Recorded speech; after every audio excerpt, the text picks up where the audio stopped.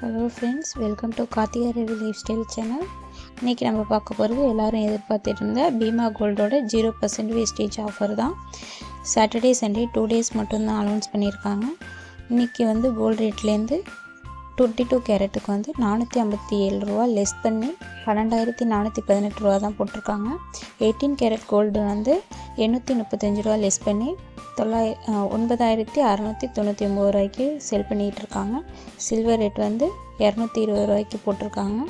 So ஆன்லைனில் purchase பண்ணணுன்னு நினைக்கிறவங்க இந்த ஆஃபரை மறக்காமல் யூஸ் பண்ணிக்கோங்க.